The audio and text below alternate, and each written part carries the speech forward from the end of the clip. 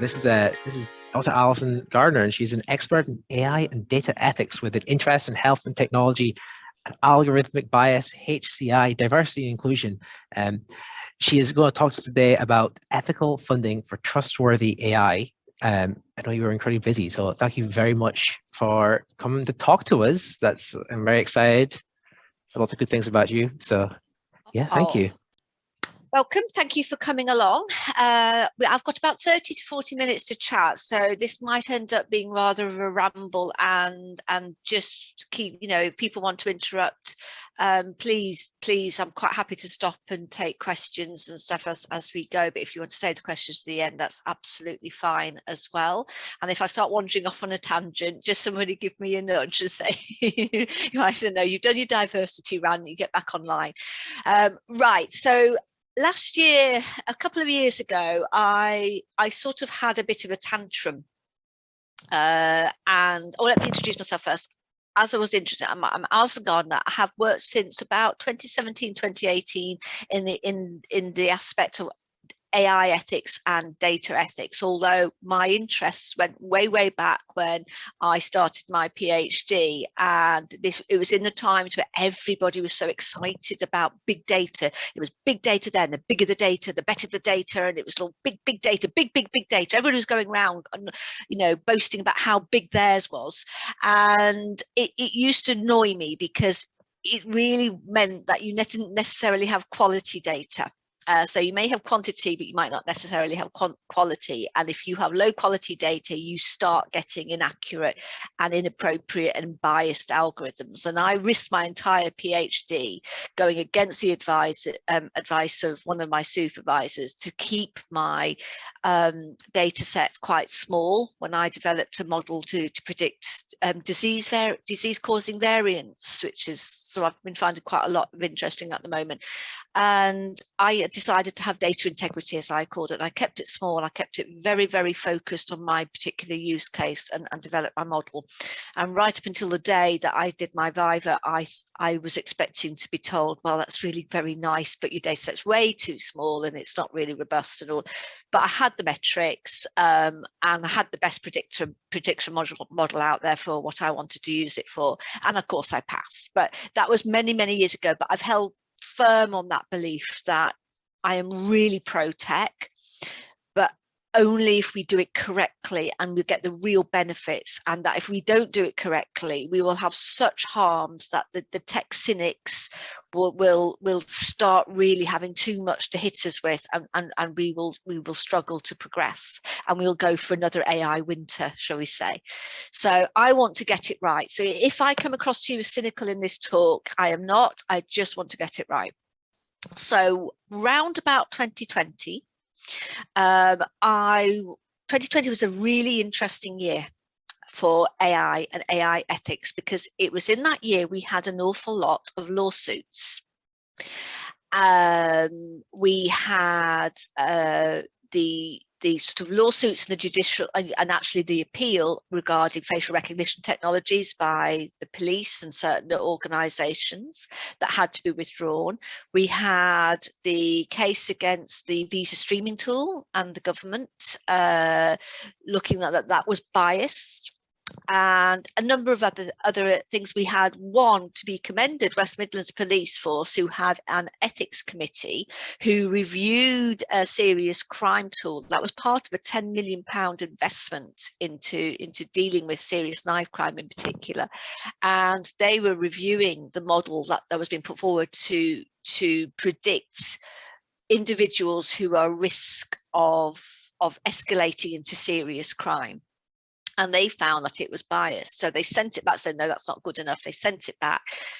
Developers reworked it. They came back to the ethics committee, and the ethics committee said, no, it's still biased. It's still not good enough. Your mitigations aren't fine. We're not giving it approval to be deployed.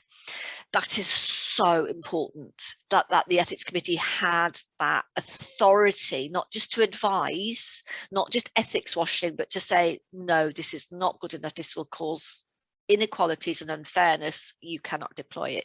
And it was not deployed. And then, of course, famously, we had Ofqual and the Ofqual algorithm.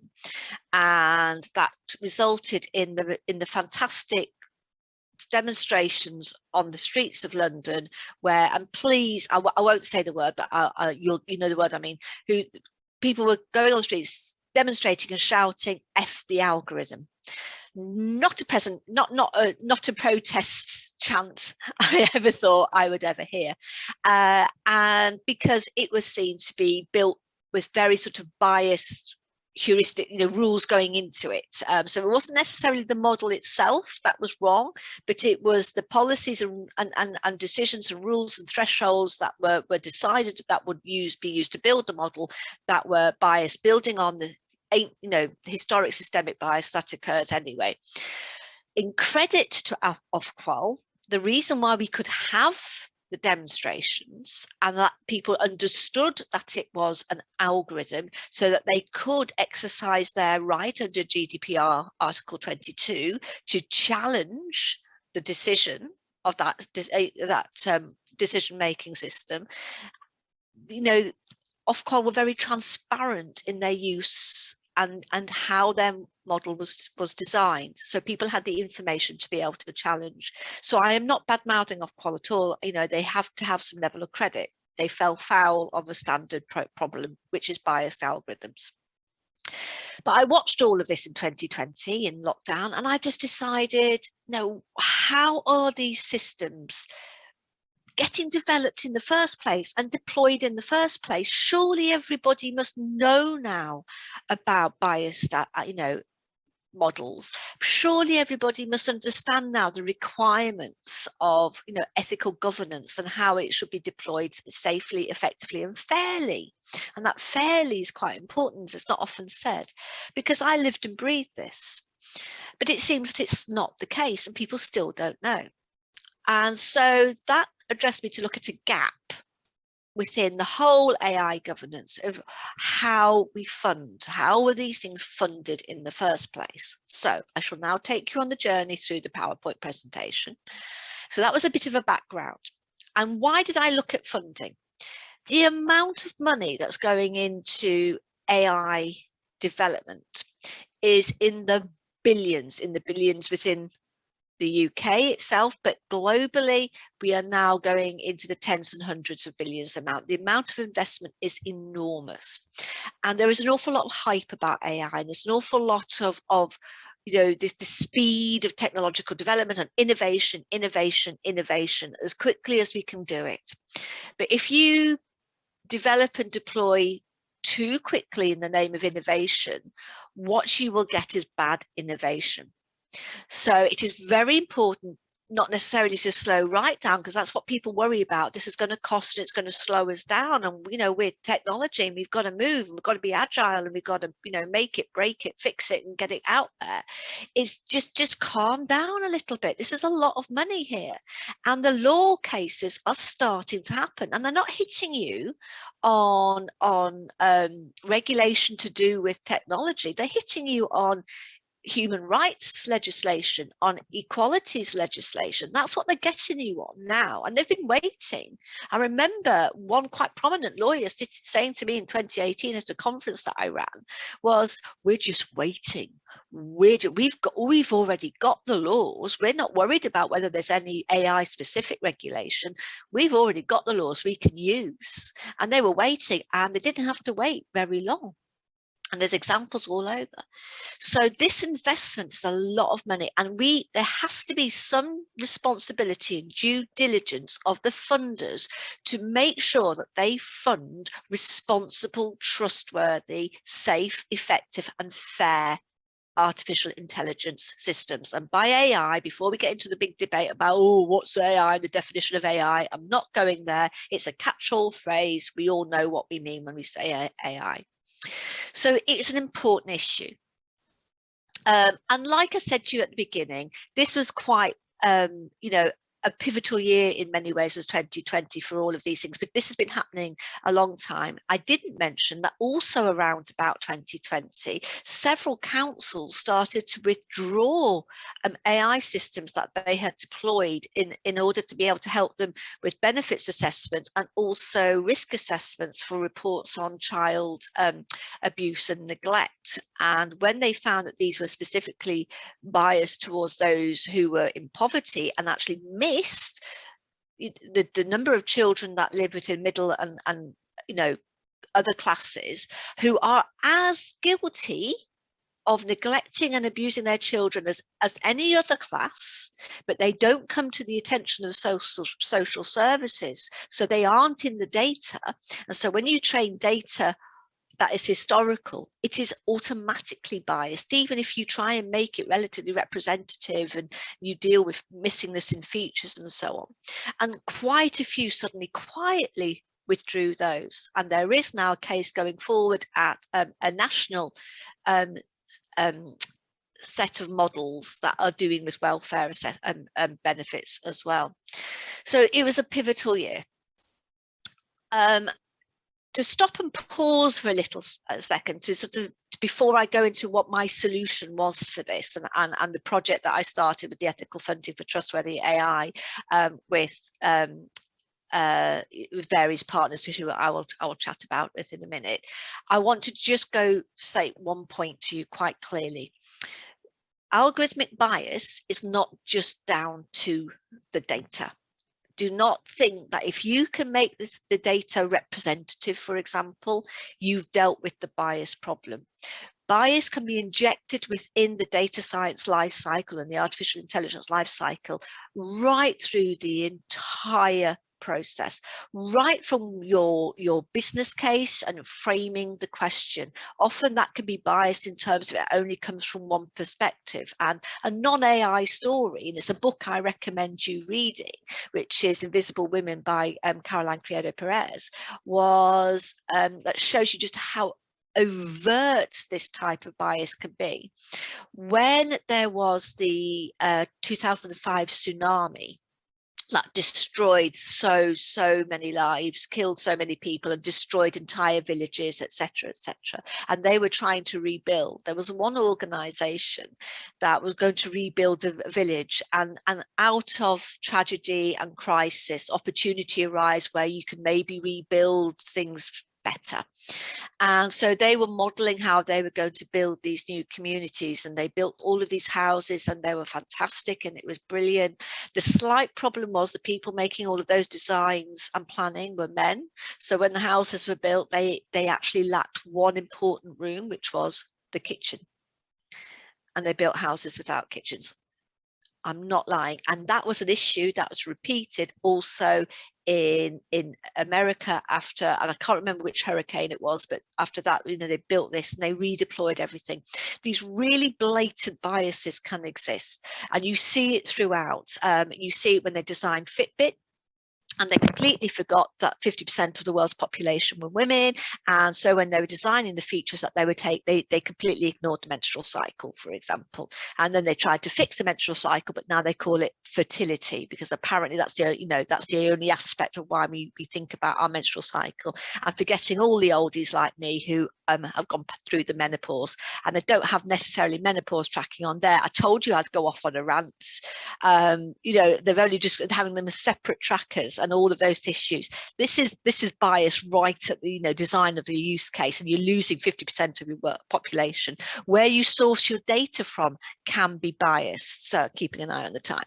Where you source your data from can be biased as well. So if you want to look at munched, you want to see if somebody's going to be predictive policing tool, and you want to do it by facial recognition, and you're going to use mugshots by people who haven't, general mugshots, people who've been arrested, not necessarily convicted but arrested, you are going to inject within that model the systemic bias where black, particularly men, Black men are stopped and searched more frequently and arrested more frequently, even though they're no more likely to cause crime than a white man, for example.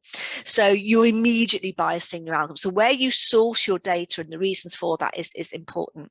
And even then, the data scientists, as they're doing their exploratory data analysis and they're pre-processing the data, they're sampling it, they're anonymizing it, they're cleaning it, they're trying to maybe make it representative. You can actually, with all those decisions that you make in that process, can actually inject bias. You might be quite surprised. For example, just if you're dealing with missing values and you insert, your choice, maybe a mean, you may be shifting the norm, the curve to one side over to the other, and that will create bias. You have to think about these things. Your feature selection, and think about feature selection. You might have a completely representative sample. You might have cleaned it perfectly. You've done some debiasing and so on. Actions and so on and so forth, but there might be features that have never been collected because they've never been deemed important or relevant, that were very specific to one group of individuals, and that data is completely missing. So, the classic examples there are, of heart attack symptoms. We now are aware of it now, but men and women have very, very different heart attack symptoms. So if you're developing a predictor based on standard heart attack symptoms, which are male features, you might be missing a load of signs and information that is specific to females, and that's not in the data set at all. So how you weight these, and it depends on how you designing your model, can change it. The type of algorithm that you use, and if there's bias in your data feeding in, an algorithm will augment that bias. You have to be careful of that one. Post processing, post algorithm, you are deciding on your thresholds, and you're making your trade-offs between false positives and false negatives, and accuracy, and where are you setting your thresholds, and what value judgments are you making on the severity of a false positive over a false negative, or human decision making, what type of metrics you use, what type of fairness tests you use, how you evaluate your model, how you deploy it, and the training, and all the change management and monitoring. And monitoring is a big thing that I'm dealing with there. So this is what we need to think about when we are considering designing systems that are fair, and that do not embed a hard code inequality in our systems, in our healthcare, in our benefit systems, and so on and so forth. There's a lot of work out there, as I said, and I'll be a little bit brief on that, keeping an eye on the time. Loads and loads of principles out there. So come 2018 to 2020, there was a flurry of interest in AI ethics, and loads of principles were produced, top-end principles. So this is Alt AI from the EU, and this is a self-assessment tool that you can use. It's online, where if I want to develop an AI system, bearing in mind everything I've said, and I want to develop it ethically, these are the key things that I can talk about. And of course I could do a course on each of these things quite happily, but human agency and autonomy, human oversight, is a really big deal. So watch out for human in the loop. I call it human in the loophole excuses. Well, we've got humans signing off on it, so it's okay. That's not what it means. So human oversight's big. Obviously, cybersecurity is fairly good. Reliability, reproducibility, and in the healthcare, we're talking about generalizability a lot as well. Privacy, data governance, well established now. Transparency, traceability, explainable AI, interpretable AI, really important, so that people can understand the decision making of the algorithm. Talking about diversity, and fairness, avoiding bias, and having stakeholder participation to deal with the fact that we lack diversity within tech development. And then this is snuck in quite late, actually, and it was a bit of a, oh yeah, we should have thought that before, but environmental well-being and the sustainability of these systems that we do, but also the impact on work and skills. And another project I'm looking at is on the impact of automation on skills, and in terms of whether they can fade or never develop expertise in the first place because of over-reliance on automation. And new and coming out now in the next couple of years is AI audits, risk and impact assessments, this governance that's going to be built in. But there's many of these to have a look at. So there's a good foundation now for us to start going, well, we have no excuses in terms of deploying, unfair algorithms anymore.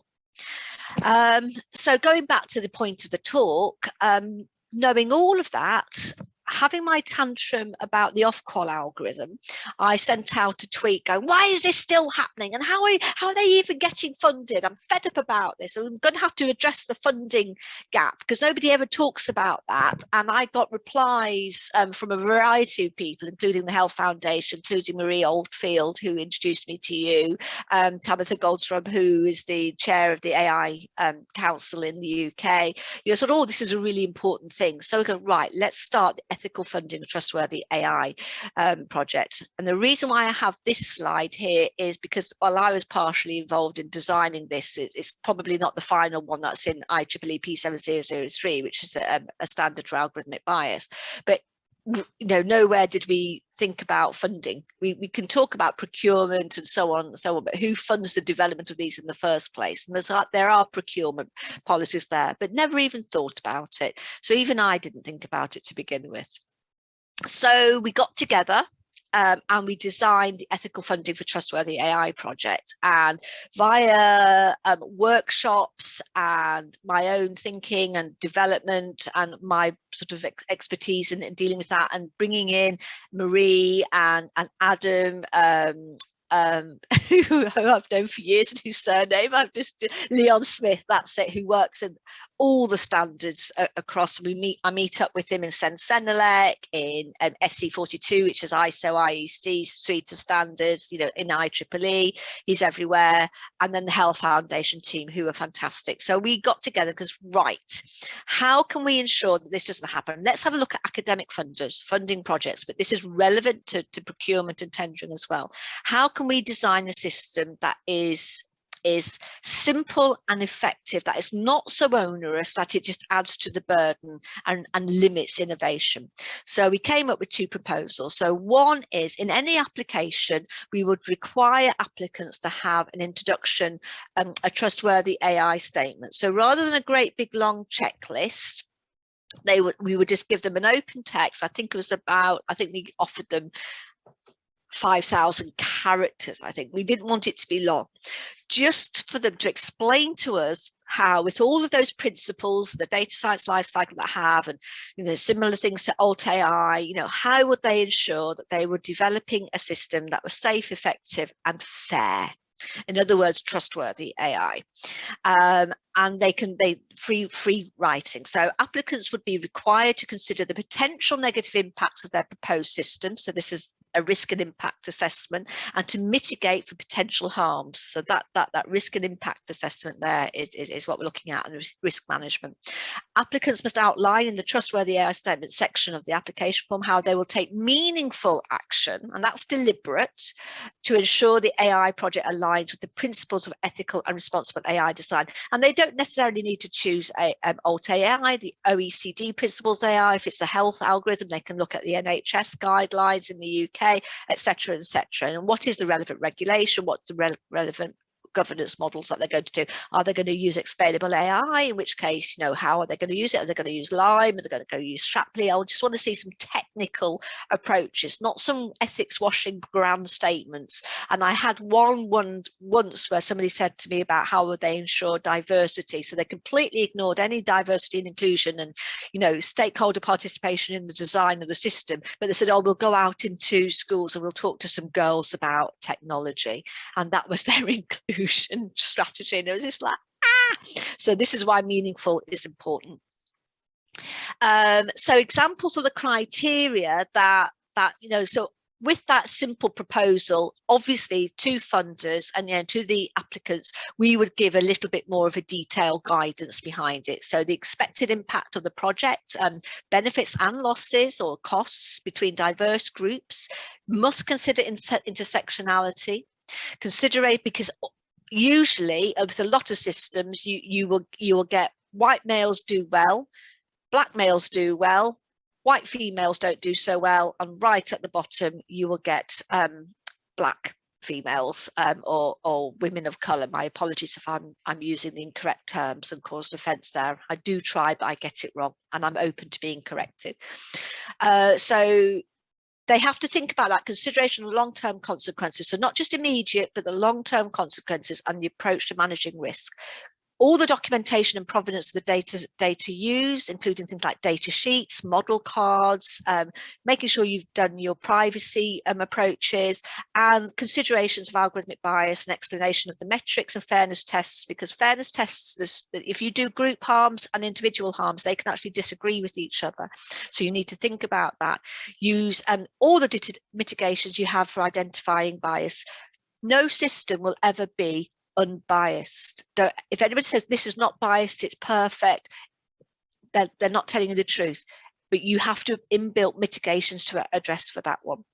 And also, interestingly, whistleblower protections. And that's quite an interesting one to think about. So I don't think this is a fair and safe algorithm. I need to be able to safely say something without losing my job. Then, of course, at the back end of that, the funders now have to make sure that those promises are kept to, and that they will make sure that when they finally sign off on the stuff and they hand over the money to produce this and these systems, that they can monitor that, because they have to be responsible. This is about accountability and responsibility, because down the line we have now, as I said right at the beginning of the talk, we have liability. People are suing and holding to account, and that is going to, this accountability gap will one day maybe come back and bite them on the bum. So they've got to manage grant funding correctly. So this will be, how will they do that? They don't have the expertise. So we have to sort of provide them with the expertise. There's not many people like me around still. So funding bodies should support applicants by providing resources or links to resources that will aid the applicants. If they don't know about explainable AI tools, here they are. And they don't know how to use human-centric design, they want to use consequence mapping from, and how they can do that. They can do that. Call specific or ethical AI checklist. So Horizon 2020 have an ethics checklist, but it doesn't include AI ethics in there. And there was talk about moving the privacy out there. I read one article. Review panel should be diverse, as is current practice. Post-funding management of the funding product should require review of the adherence to the trustworthy statement by grant managers. And again, a lot of support needs to go to that. And because of time, I'm probably not going to talk too much through all of this one, but one of the suggestions was the inclusion of what's called trustworthy AI boards. So if you remember way back when at the beginning of this talk, I mentioned West Midlands Police, who have an ethics panel, who have an authoritative say on no go on systems. There's just been recently with NHS X and Ada Lovelace, they've produced a requirement for release of data sets for research, that they require a risk and impact assessment before, and then they have what's called a data accountability committee, a DAC committee, who will review that application and the risk and assessment, and will decide whether they can have the data or not based upon that. So these ethics roles can be varied, but these trustworthy AI boards would be this, maybe the safe board where whistleblowing could happen. I was part of a grant proposal that I was very unhappy with, and I tried to get it to change, but it really was very much ethics washing, and I was very unhappy, and I would have been very concerned had it got funded. It didn't get funded, fortunately, because I was unsure about how I would address that. Boards would provide expert feedback on proposals, so they'd review the proposals. So these will be your experts for shortlisting, and the Trustworthy AI board would play a fundamental role in supporting and advising the funding managers. So it could be just a small group of experts. And we had an engagement workshop. I'm going to run through this. It's boring. You don't want to know about it. But essentially, we did this workshop with a lot of high-end, big funding bodies, the SPRC, AHRC, the Health Foundation. We had the AI lab from the NHS there. We had academics there who they were going to be the sort of the applicants sort of group who could come along and be really grumpy about me asking them to do more in these enormous grant forms that they have to do, when they hardly have got any chance of getting anything. And they all came around to talk about the proposal, see what they wanted to say. I'm going to completely fiddle my results here by saying that overall it was positive outcomes. So it was positive to the various proposals. The strongly negative was about the support to funders, the funding, how this ethical oversight would be funded and managed, keeping an eye on the time. And they thought, oh, I'm not sure this would be achievable. I think it might be too difficult. So the academics were a bit dubious as to I think they were a bit worried about how much work this would be. They were for it in principle, but they had some reservations, is that's what was said. But some good comments there came through. Creates a point of reflection for the applicant and the funder.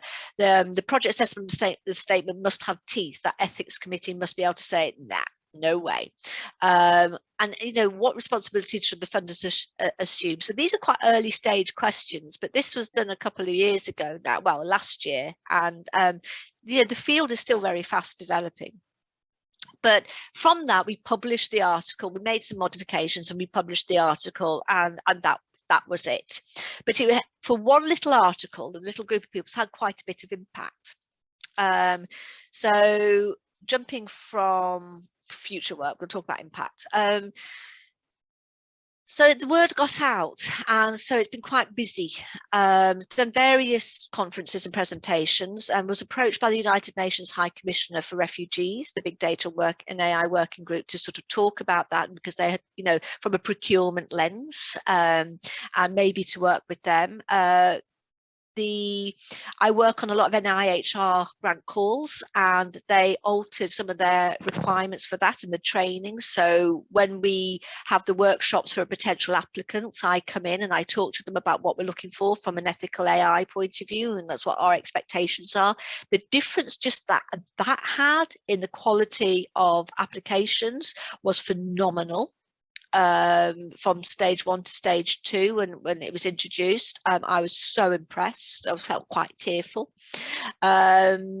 Various roles in the EU, Canada EDI and AI task force, which deals with policies. NHS AI Award, who attended the workshop, adjusted some of their requirements for their evaluation in response to that. So, and they spoke to Health Foundation about that. That's a major award that's going out. The British Heart Foundation have just sent for an AI grant. They sent me all their shortlisted applications and said, could I review them? And you see, I'm going to give my feedback on that one. So already that is beginning to make changes, and these are subtle changes, and they haven't had a massive impact. They haven't had a massive amount of requirements on any individuals, but just raising this awareness has meant that the quality of applications that have come through that I saw at the beginning, before I did the project, to after I did the project, in these particular cases, I was now seeing applications that I felt would build responsible and trustworthy AI systems. And I was, it felt a great deal of achievement to have made a difference, even a tiny one. And that's the end. So I could take 40 minutes. I told you I could talk forever.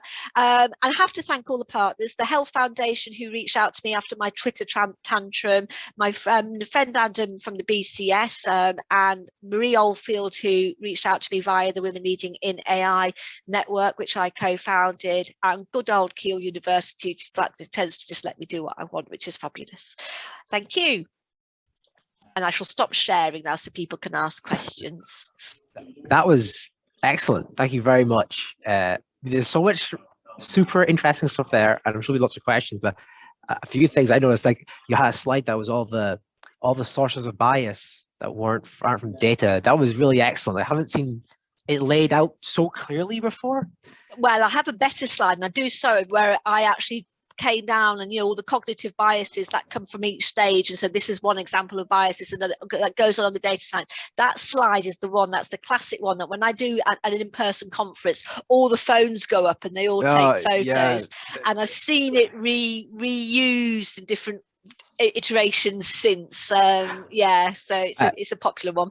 It's really good. Like sometimes people say just as a exercise left for the reader, there's other sources of bias apart from data, and I could don't name lots. That was really clear, and Yeah. it's also I don't want to take up people's question time, but it's very it's quite it's heartening. It's nice to see that people are buying into this idea. The impact slide was there's a lot of impact. That's really amazing. It has impact, but the thing is now it's going to have to start, because in the UK it might be slightly different, but if in the EU, for example, they're about to put through the EU AI Act. They're working on that at the moment. It's a couple of years away, obviously, but with it running in parallel to the EU AI Act, as that develops, you've got the Senelec JTC 21 group of standards that are beginning to be developed, which are going to be developed to support the EU AI Act. And so learning from the GDPR and the big debate around Article 22 and human oversight and the right to challenge, there is going to be some regulation coming forward. The AI bill, algorithmic bill in the United States, which isn't going through, but it comes up and it's really, really good.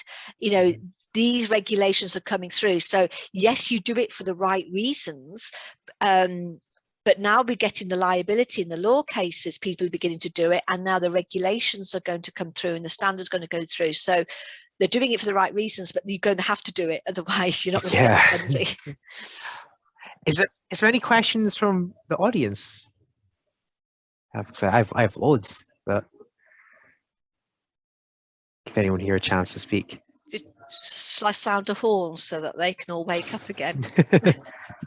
I'm sure they're just shy. It's okay. So you mentioned you had a hint that there's a little sentence that was something like, what sort of responsibility do the funders have? What's your opinion on that? Because that's I guess itself a big question. It is a really big question. For academic research projects, I suspect in many ways that they have to be responsible, because many times they're spending public money. Yes. And there becomes with that a requirement to do that ethically and responsibly. And so there's a risk and there's a reputational harm that if you fund irresponsibly, you cannot show that you are doing your due diligence and care and so on and so forth, and that will impact you down the line as a body. But it's mainly reputational harm. Where this becomes more relevant, I think, is the same principles, and you do see this within procurement policy. So I could have focused purely on procurement, but because at the Health Foundation were the ones that reached out to me, who are a funder, we focused on that one. But you look at procurement and these policies are there. So in the UK, there is an AI procurement policy for public sector services, and it's really good. So then you go, well, how are you still doing this wrong then? Because you've got a really good policy. And some of the debate, they haven't quite decided yet where liability would lie, but the debate seems to be veering towards those that are deploying the AI systems are the ones that will be held accountable and therefore liable, because you have to demonstrate due diligence that you have procured and deployed a safe, effective and fair system. You cannot blame the developers. And so and the idea behind that, I think, is that these young sort of enthusiasts go, they've learned Microsoft Azure, and they've developed a model and they're going around and selling it and everything like that, that they can't get away with it anymore, because they won't have that competitive edge compared to somebody who's going, well, actually you can be confident in me because I've this is my analytics dashboard. This is where you can test for drift, and you can this is the change management process that we recommend you do, and they go, all right, we're safe there, we're not going to get our fingers burnt. But the laws and the regulation around that is still a bit there's some gaps. Yeah, but it seems to be veering to that way. And I see Joan has a hand up. Yeah, I was just going to ask how you deal with the academic funding. I mean, there's a massive bias in academic funding, certainly in higher education and some of the research institutes, insofar as if you've been funded previously, you're much more likely to get another grant, as opposed to somebody who's just come into the system. But there aren't that many checks and balances in terms of whether the money that's awarded has been spent in the way it was meant to be spent, or whether there's bias in the in the way it's done. So there seems to be an ethical element in all of that, insofar as the funding system is much more supportive of people who have received research grants previously. And I think potentially, to criticise my own work, we do address diversity inclusion, but we probably didn't emphasise it enough, because you are absolutely spot on. And one story I can say, in one, I won't name the funder or the board, but we were, again, usually there was hardly any female principal investigators, and there weren't particularly very diverse themes. And when you did see a female member of the team, I say female, sorry, my apologies, but one that, a woman in the team, she was normally like the administrative manager, something like that. So you'd get someone there, and one person, and there was one came in, and it was a principal funder, was a woman, and she wasn't that experienced, senior lecturer, I think she was sort of level, but she'd had a couple of grants behind her, but this was her first big one that she was ever going to get. And the comment from one of the panelists was, well, it's a bit worried about her lack of experience. You could do with a more senior academic, like a professor on there and stuff like that. And so I stopped the conversation and said, that inevitably means a man, a white male. That's what it means, and you immediately are going to bias it if that's a requirement that you're going to put in. You can't say that. Judge the quality of the plan, judge the quality of the project management that is planned, and go on that one. So I agree with you, and I don't think I emphasized it enough. But all of the funding organizations that I have spoken to are very aware of it, and they're trying to address it. But we then go down to these things, well, we've been trying to address this for years and years and years and years, and we're getting nowhere. And actually within computer science and in terms of tech diversity, we were even going backwards from 1984, and it was getting worse, where all of the other sectors were improving. And we need to address that. And I can talk separately about that, because that is about active pushback. That can occur. Women don't leave, they are pushed out, and it's systemic bias that isn't dismantled properly. So thank you for mentioning that. I think it's a fault. It's in there, but not enough. Is there any other questions? If not, I'll thank you again, Alison. That was really interesting. I really enjoyed that. So thank you very much for coming and spending your time talking to us.